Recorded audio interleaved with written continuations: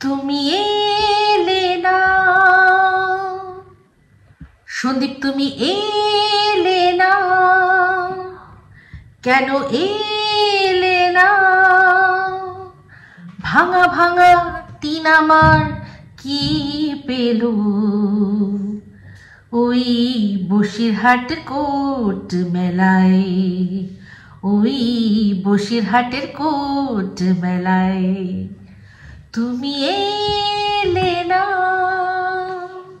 কেন এলে না? ওয়েলকাম টু টক ঝাল মিষ্টি উইথ ইপসিতা। আমি ইপসিতা, এখানে নো গালাগালি, নো কিস্তি, অনলি মস্তি। তো চলে এসছি এখন কোন ভিডিও নিয়ে? অবশ্যই আমাদের গামলা কাক ডিভোর্স কেস। তো গামলার ডিভোর্স কেস শুরু হয়ে গেছে। মুক্তি চাই, মুক্তি দাও, মুক্তি চাই, মুক্তি দাও, এরকম একটা জিনিস লিখে রেখেছে। তো মুক্তি হাস্যকর, হাস্যকর। তো মুক্তি কে কাকে দেবে? ও যদি মুক্তি এখন দিয়েও দেয়, মানছি ও মুক্তি দিতে বলছে, এটা সন্দীপকে বলছে যে আমাকে ডিভোর্স দাও, দিয়ে মুক্তি দাও। হ্যাঁ, তো যদি ও দিয়েও দেয়, তাহলে সন্দীপের ওপর যা যা নোংরা নোংরা কাদা ছোড়া হয়েছে, সেগুলো থেকে কি সন্দীপ মুক্তি পেয়ে যাবে? সন্দীপকে কি সন্দীপের ফ্যামিলিকে যেভাবে ছোট করা হয়েছে নোংরা নোংরা কথা বলে, তা সেগুলো থেকে কি মুক্তি হয়ে যাবে? যাই হোক, তো সেটা তো তখন দেখা যাবে। আদৌ হবে না, কারণ একবার মানুষের গায়ে যে কলঙ্ক লাগে না, সেই কলঙ্ক ওরকম ভাবে সরানো যায় না। যেখানে কিনা সন্দীপের মানে ফার্স্ট নাইট, মানে ফুলসজ্জার গল্প থেকে শুরু করে বিগত অনেক রাতের গল্প সারা ওয়াইটিতে ছড়িয়ে দিয়েছে যে সে আবার এখন মুক্তি চাইছে। হাসি পায়। ভিডিও শুরু হলো, ভিডিও শুরুতেই দেখলাম মাছালা এসছে মাছ বিক্রি করতে, মানে মাছালা যাচ্ছিল, সেখান থেকে মনে হয় দাঁড় করিয়েছে আমাদের কানমারি, এরকম বলে, সে মনে হয় বলেছে মাছালা বলে দাঁড় করিয়েছে। দাঁড় করিয়ে সে নিজে একদম পিছনে হাত দিয়ে লুঙ্গি পরে দাঁড়িয়ে পড়েছে, মানে আমাদের আও অশুভ শক্তি দেখছে, দেখে মাছ বাচ্ছে। এবার মেয়ে আসবে, মেয়ে এসে দেখবে কোনটা নেবে কোনটা নেবে না, কারণ পয়সাটা তো সেই দেবে। তো যাই হোক, এই মাছ কেনার প্রসঙ্গ যখনই ওঠে এখন বেশ মজা হয়ে গেছে। হ্যাঁ, অনেক রকমের মাছ ছিল, কিন্তু আমুদি মাছ ছিল, ওটা নিল না। নিল কি না, সারাক্ষণ এই বৌমনির কাঁধে কাঁঠাল ভাঙতেই হবে, কি না ছোট ছোট তেলাপিয়া আমাদের বৌমনি পছন্দ করে। এদিকে নিজে আগে বলতো কি ছোট মাছ খেতে পারি না, বড় মাছ ছাড়া খেতে পারি না, যেহেতু এখন পয়সাটা নিজের চুক্তা করতে হচ্ছে, সেই জন্য এখন শুধু ছোট ছোট তেলাপিয়া খাচ্ছে। কাঁটা যুক্ত মাছ খেতে ভালোবাসে কে না, আমাদের বৌমনি। মানে এদের দেখলে না, মানে নোংরামি আর দোগলামির লেভেলটা বোঝা যায়। তো যাই হোক, যখন মাছ কেনা হলো তখন সবজিও তো কেনা হবে। তার আগে দেখলাম যে আজকে এখন ওরা ব্রেকফাস্টে ডালিয়া খাচ্ছে। তো ডালিয়াটা খুবই হেলদি ব্যাপার। যাক, এইগুলো মানে সকাল সকাল যদি ডালিয়া ফালিয়া খেয়েও যদি ওর অ্যাটলিস্ট মানে কোনো তৈলাক্ত খাবার, কোনো ভাজাভুজি না খাওয়া হয় ব্রেকফাস্টে, ওরই পক্ষে মঙ্গল। তো যাই হোক, তো ডালিয়া এমনি তো ভাল লাগে না, একটু সবজি দিয়ে করলেই ভালো লাগে। তো সেখানে সবজির মধ্যে গাজর নেই, বিনস নেই, কড়াইশুঁটি নেই। আগের দিন ব্লগে বললো না যে এই যে দাদা ভাই গেছে গিয়ে কড়াইশুঁটি নিয়ে এসছে, আলু নিয়ে এসছে, তো একদিনেই কড়াইশুঁটি শেষ হয়ে গেল। মানে তাহলে বুঝতে পারছেন এই যে মাঝখানে যে গ্যাপ ছিল, ওই যে বলেছিলাম যে ব্লগটা শেষ হলো। তো এইটা বুঝতে পারবেন, এইসব সাইন দেখলে বুঝতে পারবেন। এমন কিছু ওদের রান্না দেখায়নি, কড়াইশুঁটির কচুরি হয়নি যে কড়াইশুঁটি একদিনে শেষ হয়ে যাবে। তো যাই হোক, কি রান্না হয়েছিল সেটাও তো দেখায়নি, কোথায় লাগলো কড়াইশুঁটি। তো এবার হচ্ছে গিয়ে গেল সবজি কিনতে। তো সবজি কিনতে ওই ওদের যে পাশে কাকু থাকে, যে ভ্যান নিয়ে বেরোন মাঝে মাঝে, ওই কাকুর কাছ থেকেই সবজি নেয়, আর সেইখান থেকেই সবজি নেবে। তো বললো সেখানে যে বাবা পাঠিয়েছে আমাদের দুই ভাই বোনকে সবজি কিনতে। হ্যাঁ, একজনকে দায়িত্ব দিয়েছে বেছে কুটে সবজিগুলো নিবি, আর একজনকে বলেছে যে তুই দাম দিবি। হ্যাঁ, দুজন দুটো কাজ করবে। তো যাই হোক, সেখানে আমাদের গামলি মানে আমাদের চুপারানি ফরফরানি নিজের একটুখানি হাবভাব দেখানোর জন্য, অবশ্যই আমি যেটা বাঁচি খুব ভালো বাঁচি জানেন তো, ওর একটুখানি এগুলো আছে নিজেকে একটু সুপিরিয়ার প্রমাণ করার জন্য। তো দাদা ভাই নিচ্ছিল, হলো না, তাকে আবার জোর করে ইয়ে নিতে হলো, কিছু কিছু জিনিস নিতে হলো। তো যখন গেল আর কি, যখন মায়ের কাছে গেল যে কে কি নিয়ে এসছে, তাতে বললো যে দাদা ভাই নিয়েছে বিনস, দাদা ভাই নিয়েছে আর কি নিয়েছে, গাজর নিয়েছে, আর ও নিয়েছে বেছে বেছে বেগুন আর ফুলকপি। তো বললো ফুলকপিটা না আমি বেচেছি, কেমন হয়েছে বলো তো।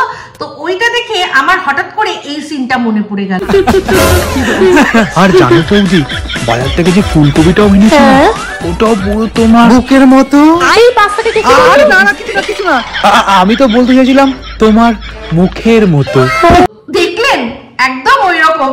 এইটা যদি মাকে ছেড়ে ওই রকম দুষ্টু পোলাপান, মানে ওই আরসের মতো পোলাপানকে যদি জিজ্ঞাসা করতো না, এইরকমই দিত। আর এই কথা মানে এই যে ফোনে যখন যেটা শুনলেন, ফোনে বার্তালাপ, ওই রকমই একটা কেউ ওরকম একটা বৌদিকে, এই আমাদের টিনের মতো একটা বৌদিকে এই ছেলেটাও মনে পটিয়েছে। আর লাইফ জিঙ্গা লালা, ইসকো পাটা ডালা, তো লাইফে জিঙ্গা লালা। তো যাই হোক, এইটা হচ্ছে গিয়ে এই সিনটা আমি নিয়েছি বিষাক্ত সঞ্জু থেকে। যারা বিষাক্ত সঞ্জু চ্যানেলটা দেখেন না তারা অবশ্যই দেখবেন, ভীষণ ভালো, খুব মজার মজার ভিডিও দেয় ওরা, খুব ভালো লাগে ওদের ভিডিও দেখতে। তো সেখান থেকে আমি দেখছিলাম, তাই মনে হলো একদম মিলে গেল, খাপে খাপ পঞ্চুর বাপ, তাই ঢুকিয়ে দিলাম। তো ওরা ভীষণই যা দেখে মনে হয় খুব প্রফেশনাল, এইটুকু সিন নিয়েছি বলে ওরা খারাপ মনে করবে না। তো অবশ্যই আমার দর্শকদের কাছেও তো ওকে পৌঁছে দিলাম। তো এবার চলে আসি, যেটা দেখলাম যে ডালিয়া হচ্ছে, বললামই তো, আগেই তো হলো, কথা হয়ে গেল ডালিয়া হবে। তো মা দেখে নিল কানের সামনে এরকম করে চেপে চেপে কিরকম যে বেগুন যেটা এনেছে তার মধ্যে পোকা আছে কিনা ভালো করে চেপে চেপে দেখে নিল। তো পোকা মনে হয় ছিল, কারণ বেগুনটা যখন ভাজছিল, যখন কাটলো দেখলাম শেপটা কিন্তু খুব একটা ভালো না, মানে কিরকম যেন মাঝখান থেকে ভাগ ভাগ করা। হেলদি ডালিয়া আজকে খাওয়া হলো, কারণ আজকে একটু জোর দরকার, না একটু প্রোটিন দরকার, হাই প্রোটিন দরকার। আমরা তো জানি ডালিয়া, তার সাথে ডাল, পুরো হাই প্রোটিন যুক্ত খাবার, খুব ভালো দেখে খাবার দরকার, কারণ তাকাত লাগবে না, তাকাত লাগবে। আজকে ডিভোর্সের কেস, মানে আজকে প্রথম শুনানি, লড়তে হবে না, ডিভোর্স তো লড়ে মানুষ।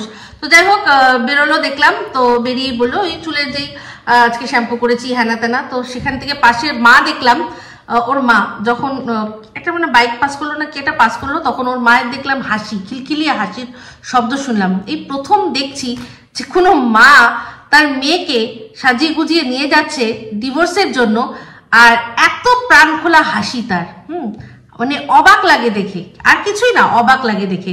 যে সংসার তো অ্যাকচুয়ালি সংসার যে ভাঙা, অনেকদিন আগে ভেঙে গেছে, তাতে তো তিনি তার যা মানে দায়িত্ব সব পূরণ করেছেন, তারপরেও মানে একটুখানিও মনে হয় না, একটুখানিও মনে হয় না যে কোনো একটা বিন্দুমাত্র ফিলিংস আছে না। মা দেখলাম খিলখিল করে হাসছে, মনে হচ্ছে তাড়াতাড়ি, যত তাড়াতাড়ি হবে ততই মঙ্গল আর কি। তো তারপর দেখলাম বললো যে যাচ্ছি, যাওয়ার পথে বৃষ্টি ভেজা টেজা হানা টানা দেখলাম, তারপরেই পৌঁছে গেল কোর্ট। তো কোর্টের দরজায়, মানে কোর্টের সদর দরজায় ঢুকিয়েই বলছে এই তো এবার কোর্ট পৌঁছে গেছি, আর তো করা যাবে না ক্যামেরা। তো এটা না ভীষণ একটা ভুল ধারণা। কোর্টের মধ্যে, মানে কোর্ট চত্বরটার মধ্যে কোথাও ক্যামেরা বন্দি করা যাবে না, এরকম কোথাও নেই। আমি নিজে কদিন আগে, আপনারা যদি আমার ব্লগ ভিডিও দেখেন তাহলে দেখবেন, পুরো বারুইপুর কোর্ট আমি মানে পুরো ক্যামেরা নিয়ে ঘুরে ঘুরে ঘুরে ঘুরে ঘুরে ঘুরে ব্লগ করেছি, রীতিমতো ব্লগ করেছি। কারণ আমার বর গেছিল ও মানে কাজ, মানে কোর্টের কাজের সম্পর্কে, মানে সংক্রান্ত কাজে, যেটা অফিসিয়াল কাজ কোর্টে, সেখানে গেছিল ও, আর আমাকে আর রনকে বাইরে রেখেছিল, আমরা দিব্যি ঘুরে ঘুরে ওখানে ব্লগ করছিলাম। তো ওটা করাতে কোনো আপত্তি নেই, আপত্তি হচ্ছে একেবারে জজের যে এজলাস, যেখানে মানে কোর্ট রুম, যেখানে বিচার হয়, যেখানে সমস্ত সাক্ষ্য প্রমাণ দেওয়া হয়, সেই কোর্ট রুমের মধ্যে সবাই ক্যামেরা অ্যালাউ, মানে ক্যামেরা বন্দি সেটা করতে পারবে না, মানে জনসাধারণ পারবে না। তো যাই হোক, তারপর দেখলাম যে যেটা হয়, বলেও সুন্দর আমাদের টিম, বলে যে এই তো এসে গেছি, এবার আমাদেরকে তো ঘুগনি খেতে হবে। কে মাথার দিব্যি দিয়েছে মা তোমাকে ঘুগনি খেতেই হবে আজকে কোর্টে আসলে? এরকম তো কেউ মাথার দিব্যি দেয়নি, বলো এখন আমরা ঘুগনি খাবো। ওর কথাগুলোই দেখবেন, মানে কইটুকু পড়াশোনা করেছে আমি সেটাই আমি অবাক হয়ে যাই, কতটুকুও পড়াশোনা করেছে। হ্যাঁ, যে কথা ঠিক মতো বলতে পারে না, ওই তো বলে না মানে আল্লাহ মেহেরবান তো গাধা পেহেলবান, একদম তাই। ভগবানের সাথ ছিল, ভগবান সাথ দিয়েছে, সেই জন্য মানে কোনো যোগ্যতা নেই, লাখ লাখ টাকা কামাচ্ছে, কোনো যোগ্যতা ছাড়া লাখ লাখ টাকা কামাচ্ছে। যারা মানে কষ্ট করে পড়াশোনা করে ভালো চাকরি করছে তারা দিন উদয়স্ত আর কি বসের ঝাঁটানি ঝামটানি খাচ্ছে, তারা এত টাকা ইনকাম করতে পারছে না। কেউ বাদুর ঝোলা হয়ে হয়ে হয়ে যাচ্ছে, সমস্ত কিছু করছে, তারা এরকম ভাবে ইনকাম করতে পারছে না। এই যে একজন মানে শুধুমাত্র নিজেদের অশিক্ষাটা বেছে বেছে খাচ্ছে। তো যাই হোক, ভীষণই বিরক্ত লাগে দেখে, ভীষণ বিরক্ত লাগে দেখে, কিন্তু কিছু করার নেই, এটাই এই সোশ্যাল মিডিয়ার, এটাই প্রোটোকল। অনেক আচ্ছা আচ্ছা তাবর তাবর যারা পড়াশোনা করেছে, বিশাল বিশাল তাদের ডিগ্রি, তারা পর্যন্ত এরা যা ইনকাম করছে সেরকম করতে পারছে না, শুধুমাত্র কেচ্ছা বিক্রি করে। তো যাই হোক, যেটা দেখলাম, তারপর বললো সেখান থেকে বেরিয়ে আসলো, বেরিয়ে এসে এবার ডাইরেক্টলি বললো, যাওয়ার পথে দেখলাম যে নার্সারি, একটা নার্সারি, তাতে অনেক গাছ, সুন্দর সুন্দর গাছ। তো ও যাওয়ার পথেই কিন্তু বলেছিল যে বাহ কি সুন্দর লাগছে নার্সারিটা, আজকে ইচ্ছা আছে এই নার্সারি থেকে কিছু গাছ টাছ কিনবো। তো তারপর যখন ফিরছিল তার মধ্যে বৃষ্টি শুরু হয়ে গেছে। তো যেহেতু যাওয়ার সময় বলে দিয়েছে যে ওখান থেকে গাছ নেবো, তো যাওয়ার পথে একবার বলছিল এই যে এখানে আমার ফেরার পথে বলছিল এখান থেকে নেওয়ার ইচ্ছা আছে গাছ। তোর বাপি দেখলাম গাড়িটা আস্তে করে দিয়েছে, ওর মাও বলছে চল চল চল চল গিয়ে নি। হ্যাঁ, এদিকে বৃষ্টি পড়ছে, ওখানে কাদা জল, তা ও বলছে না না বৃষ্টি পড়ছে কাদা জল এখন যাব না। কিন্তু মা বাপি ভাবছে যে বলেছে একবার যখন, একে দিয়ে এখন যদি কেনে ওই কিনবে, টাকাটা তো ওই দেবে, তাই বেশ আমাদের ছাদে আরো সুন্দর গাছ হয়ে যাবে। বলে মা বাপি না না চল না, মা বলছে না চল না চল না চল না, কাদা তো কি আছে, তো সারা গায়ে কাদা, তুই তো পাকের মধ্যে পড়ে রয়েছিস, আর তুই আর এই পাক দিয়ে বা এই কাদা দিয়ে তোর কি হবে, তার চেয়ে বরং আমাদের ঘরে দুটো গাছ হবে। তোর দুটো গাছ যখন এসছি কিছু তো পাবো, বলে গাছ নিয়ে যাই। তো যাই হোক, ও তারপর আমাদের চোপা যখন মনে করেছে যে না এই কাদাটা আমি এখন গায়ে মাখবো না, তো না মানে না, নো মিনস নো। তো যাই হোক, অনেকদিন আমার সুপার বদ্দির ভিডিও দেখা হয়নি, যদি দেখি তবে অবশ্যই তোমরা বলো আমাকে যে কোন ভিডিওটা দেখার মানে উচিত আমার, সেটা আমাকে তোমরা প্লিজ তার টাইটেল বা থাম্বনেলে কি লেখা আছে কিছু একটু হিন্ট দিয়ে যাও, আমি তাহলে নিশ্চয়ই দেখবো। কারণ সুপার বদ্দি কে একটা ব্র্যান্ড বানিয়ে দিয়েছি আমি, একটা বদ্দি একটা ব্র্যান্ড, যদিও চোপা নিজেই জানে না তার বদ্দিটা কে অ্যাকচুয়ালি। তো চোপার দালালরাও জানে না, এখন অবশ্য মনে হয় অনেকে বুঝে গেছে যে কার কথা হচ্ছে চোপার বদ্দি বললে। তো এবার চলে আসলো বাড়ি। তো ভিডিওর মধ্যে একটা সন্ধেবেলার দৃশ্য দেখালো, যে সন্ধেবেলায় কি করবে, তো বাড়িতে এসে খেয়েছে, বললো দাদা ভাই আর বৌদি রান্না করে রেখেছে মাছের জন্য, যে ছোট ছোট মাছ, ট্যাংরা মাছ আর রাখা হয়েছিল, সেই ট্যাংরা মাছের ঝোল করেছে আর একটা ভাজা করেছে, সেই দিয়ে ভাত খেয়েছে। সেই করতে করতেই এখন তো শীতকাল, বেলা ছোট, রোদ চলে গেছে, সন্ধে নেমে এসছে। তো সন্ধে নেমে এসছে তাই জন্য বললো সন্ধেবেলায় আর ঘুমাচ্ছি না, কারণ সন্ধেবেলায় ঘুমালে গাটা ব্যাচ ব্যাচ করে, ভালো লাগে না। তো এত বেলায় এসে ভাত খেয়েছে, স্বাভাবিক কথা। তো তারপর দেখালো একটা সিন, সেটা হচ্ছে গিয়ে কি না, হরেক মাল 10 টাকা, ওখানে অনেক কিছু ছড়িয়েছে, সব সোনা দানা, মানে দেখাচ্ছে যেরকম গহনা। তো বুঝতেই পারলাম খুব ভালো করে যে বাছাই ছাটাই চলছে, মানে সোনাগুলো সরিয়ে দিয়ে পুঁথিগুলো আমাদেরকে এখন দেখানো হচ্ছে, যে এই দেখো আমাদের কত পুঁথির গহনা আছে। ওখান থেকে বাছাই ঝাড়াই হয়েছিলই এই কারণে যে ওটার থেকে আসলি মালগুলো সরাও, আর নকলিগুলোকেও যেগুলো যেগুলো যেখানে যেখানে গুছিয়ে রাখার গুছিয়ে রাখো। তো সেই দৃশ্যটাই দেখলাম, সেখানে ওর বৌদি করছিল এই কাজটা, মেনলি বৌদি করছিল। তারপর কিছু কথা, তো সেই কথাগুলো নিয়ে কথা, যে বললো যে আমরা গেছিলাম ওখানে, শুনানি হলো, সেই রকম বললো যে তারও তো আসার কথা ছিল, কিন্তু সে আসেনি। ওই যে আজকে গানটা যে গিয়েছিলাম ইন্ট্রোডাকশনে, এই জন্যই গিয়েছিলাম, তুমি এলে না, টিনের ভাঙা ভাঙা মন খুঁজছিল একটু সন্দীপকে, সে কি আসবে, একটু যদি সে আসে। তো যাই হোক, গিয়ে দেখলো যে আসেনি। তো সেটা নিয়েই আমি আজকে যেটা লিখেছি টাইটেল, মানে থাম্বনেলে বা টাইটেলে, যেটা আমি আর কি বলেছি আলোচনা করব। তো হ্যাঁ, কেন যায়নি না যায়নি সেটা নিয়ে আমি সরাসরি ফোন করেছিলাম জানার জন্য যে কেন গেল না।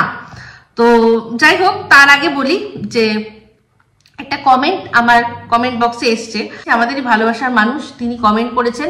তো তিনি অনেকটা এখানে কথা লিখেছেন, যেটা নিয়ে এবার আমি বলবো। তো যে এখানে পরিষ্কার বলেছে যে এই টিন কিন্তু ডিভোর্স কেস ফাইল করেছিল 1 সেপ্টেম্বর, যার কিনা প্রথম শুনানি হচ্ছে 1 ফেব্রুয়ারি, ঠিক আছে। আর সন্দীপ ও ফাইল করেছে 1 ডিসেম্বর, যার কিনা প্রথম শুনানি 19 এপ্রিল। তো টিন নিজের তরফ থেকে একটা কেস ফাইল করেছে, আবার সন্দীপও একটা কেস ফাইল করেছে। তো টিন বলল যে যেহেতু আজকে ও এসে পৌঁছায়নি, ওকে সমন করা হয়েছিল, তো সমন করা হয়েছিল যেহেতু এসে পৌঁছায়নি, এরপর আবার একটা সমন যাবে, সেইটা যখন যাবে তারপরে মনে হয় একটা ডেট পড়বে 1 মাস পরে মনে হয়।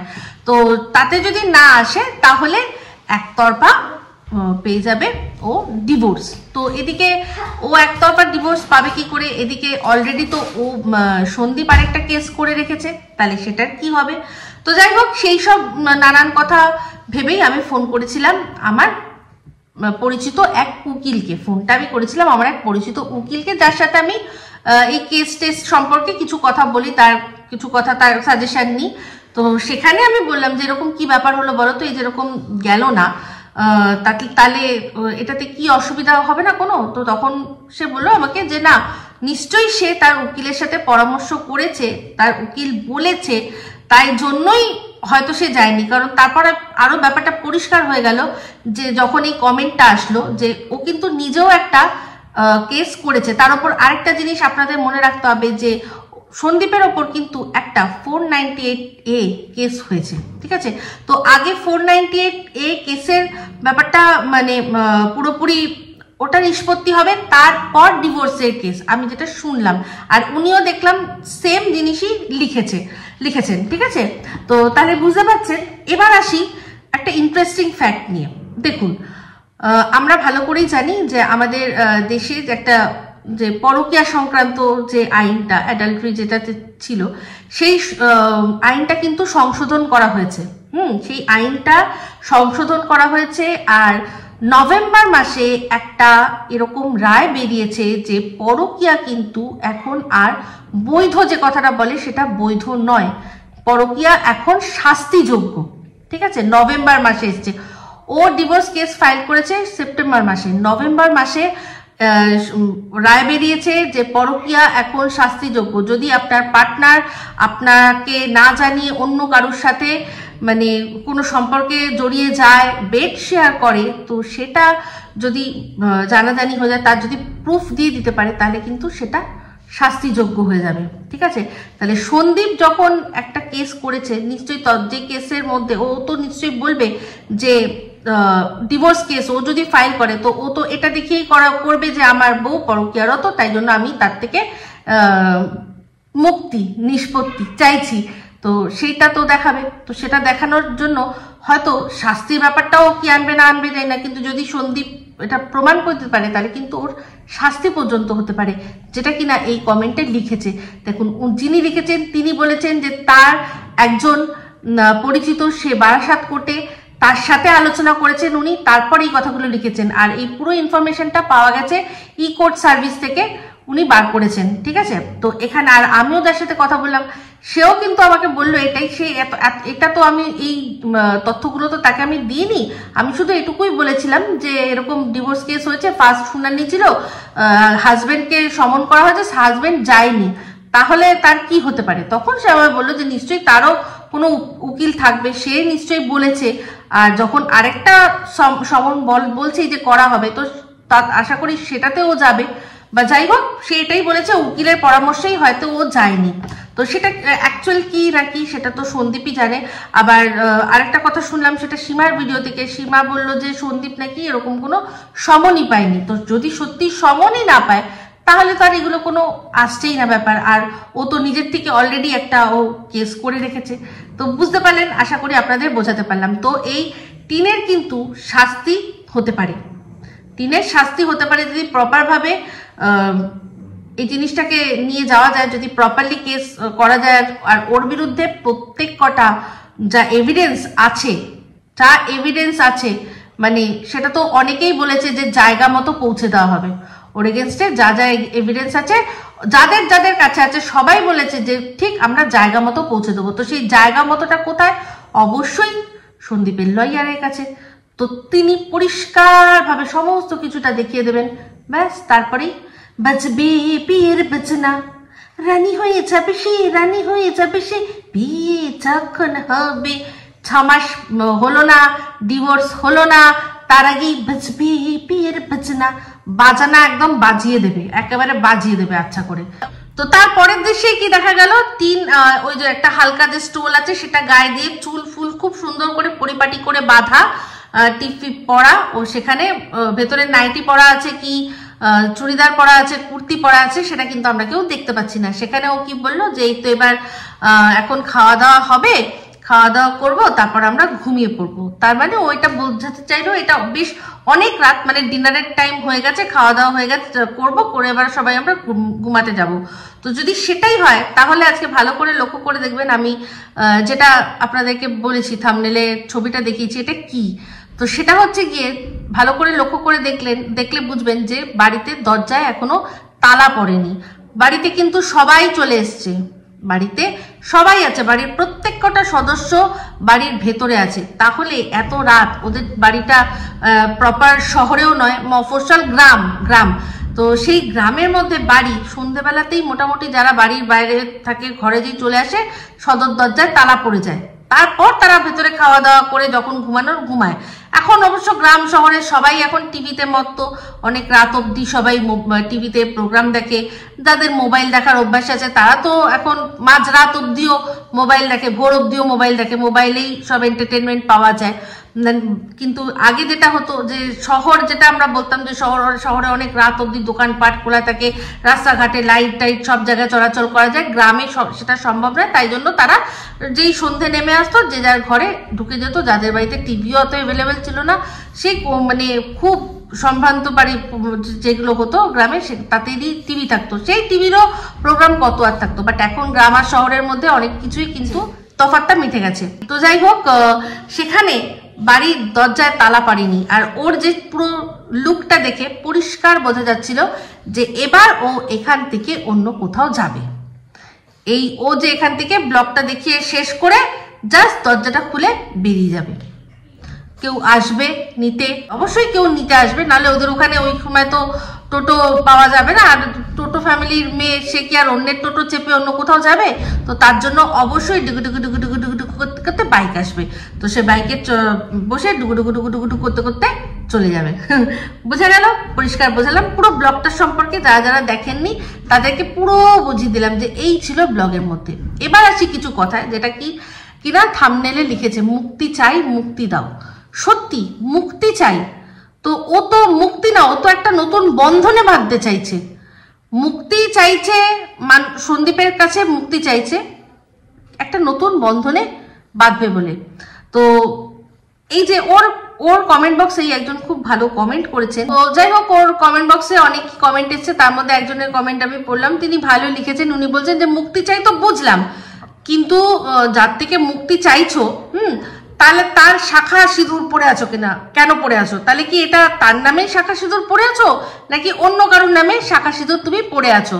মুক্তি যদি চাই তাহলে তো সমস্তটা থেকে মুক্তি পেতে পারতে। যদিও আমি একটা জিনিস জানি যে যারা যাদের ডিভোর্স হয় তারা অনেকেই আছে যারা সারা জীবন না বিয়ে করেও যে যার সাথে বিয়ে হয়েছিল তার নামেই সিঁদুর পড়ে যায় যতদিন তিনি বেঁচে থাকেন। কিন্তু এক্ষেত্রে তো সেটা নয়, ও তো একবার তুলে দিয়েছিল, আবার তারপর পরে নিয়েছে।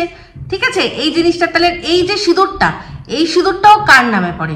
সন্দীপের নামে, মানে যার থেকে ও ডিভোর্স চাইছে, যার থেকে ও মুক্তি চাইছে, তার নামে পড়ে কি? এই প্রশ্নটা কিন্তু প্রত্যেকটা মানুষ গিয়ে ওর কমেন্ট বক্সে করছে যে তুমি শাখা সিঁদুর কার নামে পড়ছো, তুমি শাখা সিঁদুর কার নামে পড়ছো। যদি ও হয় বলে দেওয়া উচিত যে না, এটা আমি যার নামে তোমরা ভাবছো তার নামে আমি পড়ছি না। ও তো নামই ধরেই কথা বলে, সন্দীপ বলে কথা বলে, তো বলতেই পারে যে না, এটা সন্দীপের নামে পড়ছি না, সন্দীপের নামে পড়ছি না, যখন সময় আসবে তখন বলবো কার নামে পড়ছি। সেটাও তো বলে না। এদিকে প্রত্যেকটা মানুষ ওকে গিয়ে এই এক কথা নক করছে। তো আরো একজন খুব সুন্দর একটা কমেন্ট করেছেন, সেই কমেন্টটাও আপনাদের সাথে শেয়ার করছি, আমি পড়ছি।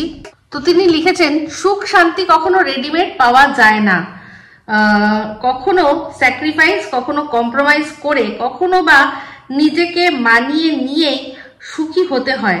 প্রত্যেকটি মানুষের জীবনে কিছু চাপা কষ্ট থাকে, যেটা সাক্ষী সে নিজেই। ঠিক আছে, আমি টিভি থেকে দেখে এখানে পড়লাম। তো যাই হোক, এটাই হচ্ছে সত্যি কথা। খুব পরিষ্কার সুন্দর করে উনি লিখেছেন যে সত্যি কথা বলতে সুখ কখনো রেডিমেড হয় না। আজকে প্রত্যেকের লাইফে যারা ভাবছেন যে আজকে সামনের জনকে দেখে যে ও খুব ভালো আছে, ওর লাইফটা, ওর সংসারটা একেবারে পারফেক্ট, একেবারেই কিন্তু এটা ভুল ধারণা। আজকে অনেক মানুষ তাদের অনেক কিছুতে স্যাক্রিফাইস বা কম্প্রোমাইজ করতে হয়। ধরুন কোনো মেয়ে, সে ভীষণ সুন্দর দেখতে একটা ছেলেকে বিয়ে করেছে, ভীষণ সুন্দর দেখতে, একেবারে হিরো টাইপ, তার সাথে আমার সংসার। কিন্তু সেখানে গিয়ে দেখবেন ছেলেটা হয়তো হিরো দেখতে হতে পারে, কিন্তু তার কোনো না কোনো হয়তো তার ইনকাম সেরকম নেই, তো সেই জায়গায় তাকে কম্প্রোমাইজ করতে হচ্ছে। বা একজন দেখবেন গয়না গাটি ভর্তি পড়ে রয়েছে, একদম টিপ টপ, খুব সুন্দর, অনেক বড় লোক, অনেক টাকা পয়সা, বাড়ি গাড়ি সব আছে, দেখবেন গিয়ে তার বর হয়তো এমন দেখতে, তাকে পাশে নিয়ে হাঁটা যায় না। যখন এই সমস্ত কিছু আছে সে এনজয় করছে, কিন্তু যখনই পাশে বরটা আসে তখনই কোনো না কোনোভাবে হীনমন্যতার মধ্যে চলে আসে। যার দেখবেন সবটাই পারফেক্ট, দেখতেও খুব সুন্দর, পয়সাও হেভি আছে, খুব ভালো, কিন্তু দেখা গেল সে তার বউকে সময়ই দিতে পারছে না। সমস্ত কিছু আছে, টাকা পয়সা দিয়ে ভরে রেখেছে, তাকেও দেখতে একদম টপ টু বটম দারুণ হ্যান্ডসাম, কিন্তু তার সময় নেই। সে হয়তো কাজের চাপে বা কোনো কাজের সময় তার বউকে সে সময় দিতে পারছে না। তো সেই বউ, তার সবই আছে, কিন্তু সে তার স্বামীকে পাচ্ছে না।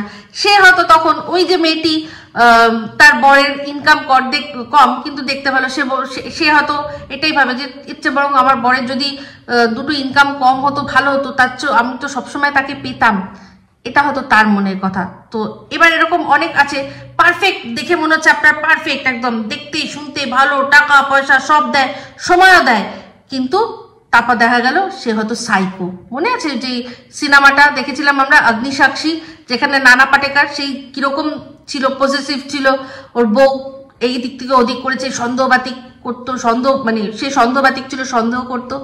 তো তার লাইফটাও কিন্তু পারফেক্ট নয়। তাই প্রত্যেকটা জিনিস, প্রত্যেকটা ক্ষেত্রে, প্রত্যেকটা ওয়াইফকে তাকে তার সব জিনিসটাকে মানিয়ে গুছিয়ে নিতে হবে, গুছিয়ে নিতে হবে। সন্দীপের মধ্যে ও যেই খামতিগুলো দেখিয়েছে, মানে এটা একমাত্র ওই জানবে। আমি যতদূর মনে হয় সেটা যারা আমরা দেখছি, যারা শুনছি, একটা বাচ্চার বাবা দেখে মনে হয় কখনো যে ও যেটা বলছে সেরকম, তার মানে বুঝতে হবে যে ওরই বেশি চাহিদাটা বেশি, ওর দেওয়ার ক্ষমতাটা ঠিকঠাকই আছে, বাট এর চাহিদাটা বেশি, এর ডিমান্ডটা বেশি, সেই জন্যই এরকম অবস্থা।